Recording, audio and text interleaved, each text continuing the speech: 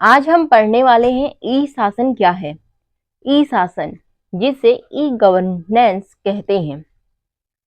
ई का अर्थ होता है इलेक्ट्रॉनिक।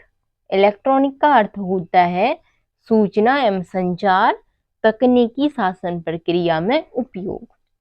तो अब देखते हैं इसका अर्थ क्या है और इसकी परिभाषा क्या है। जब सरकारी कामकाज में सूचना और तकनीकी का प्रयोग किया जाए तो उसको हम ई शासन कहते हैं। इसे हम स्मार्ट शासन भी कहते हैं। यह क्या होती है, सरकार के नागरिकों के साथ जुड़ जाती है और नागरिक सरकार के साथ जुड़ जाते हैं। ई शासन जो है वो सरल है और ई शासन की जो प्रक्रिया है वो सरल होगी है। क्या होता था, जब भी हम कोई डॉक्यूमेंट्स के लिए अप्लाई करते थे किसी चीज के लिए तो हमें भाग दौड़ करना पड़ता था, तो अब ऐसा नहीं करना पड़ता है। और क्या है, इसकी प्रक्रिया तीव्र है। पहले क्या था, पहले कागज लेके आओ, स्टाम्प लगाओ उस पे, फिर किसी ऑफिस पे जाके जमा करो। तो अब ऐसा नहीं है, अब सीधे हम ऑनलाइन के माध्यम से ये कर सकते हैं। पहले क्या था, भ्रष्टाचार था, अब इसमें भ्रष्टाचार नहीं है। चौथा है यह पारदर्शी प्रक्रिया है। ई शासन क्या है, इसमें पारदर्शी प्रक्रिया है, मतलब जो भी है वो सब सामने दिखता है। अब देखते हैं ई शासन के लाभ क्या हैं। पहला है, सरकार द्वारा नागरिकों को बेहतर सेवा दी जाती है।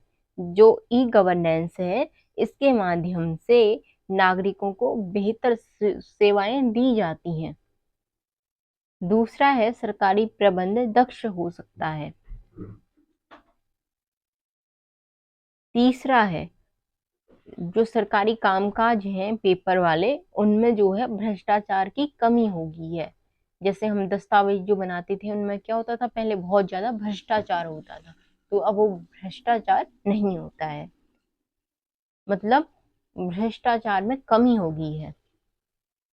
राजस्व में वृद्धि, भ्रष्टाचार कम होगा तो क्या होगा, हमारे राजस्व में वृद्धि होगी।